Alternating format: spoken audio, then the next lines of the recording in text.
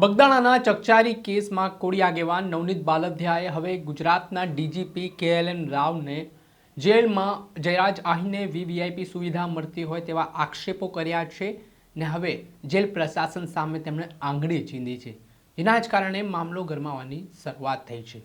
જે રીતની પરિસ્થિતિનું નિર્માણ થયું છે, થોડાક સમય અગાઉની વાત કરીએ તો બગદાણાની બબાનમાં સ્થાનિક પોલીસની કામગીરી સામે કોળી સમાજ હાલ સવાલ ઉઠાવી રહ્યો છે। અનેક પ્રકારની ચર્ચાઓ છે તે ચાલી રહી છે।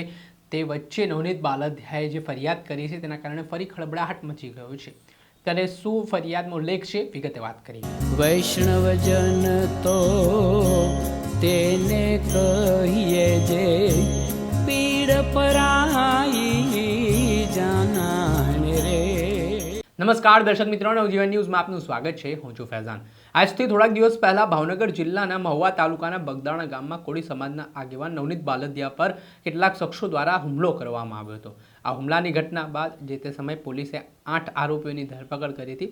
ત્યારબાદ આ કેસમાં નવનીત બાલદિયા માયાભાઈ આહીરના પુત્ર જયરાજ આહીર પર ગંભીર આક્ષેપો કરી રહ્યા હતા અને તેમના ઇશારે આ હુમલો થયો હોય તેમના પર ત્યાં સુધીના આક્ષેપ હતા અને આ ઘટનામાં સ્થાનિક પોલીસની કામગીરી શરૂઆતના તબક્કામાં ઢીલી નીવડી હતી, જે બાદ કોળી સમાજમાં રોષ ફાટી નીકળ્યો અને આ મામલાની તપાસ SITને સોંપવામાં આવી। ટીમનું ગઠન થયું અને SITએ એક પુરાવાઓ આ કેસમાં એકત્ર કર્યા અને ત્યારબાદ જે રીતે આક્ષેપો નવનીત બાલદિયા લગાવી રહ્યા હતા તે મુજબ જયરાજ આહીરને સમન્સ પાઠવીને પોલીસે આગવી ઢબે પૂછપરછ કરતા જયરાજ આહીરની શંકાસ્પદ ભૂમિકા સામે આવતા તેમની ધરપકડ કરી લેવામાં આવી।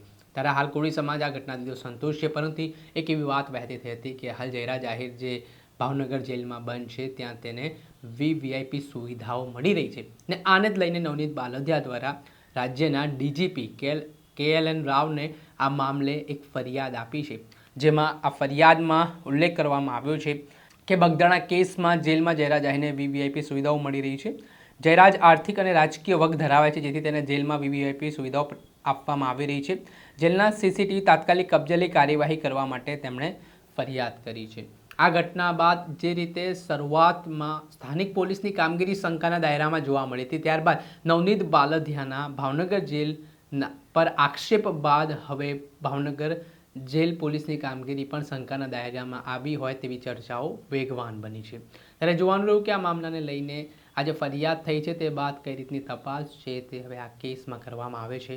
મહત્વનું છે, ઉલ્લેખનીય છે કે આગામી 6 તારીખે મહુવા કોર્ટમાં જયરાજ આહીરના જામીન મુદ્દે સુનાવણી થવાની છે, જેમાં જયરાજ આહીરને જામીન આપવા છે કે કેમ તે નક્કી થવાનું છે ને તે વચ્ચે આ ગંભીર આક્ષેપોથી રાજકારણ ગરમાયું છે। દર્શક મિત્રો, આવા જ નવા વિડીયો સાથે આપણે માહિતગાર કરતા રહીશું, એટલે નવજીવન ન્યૂઝ જોતા રહો।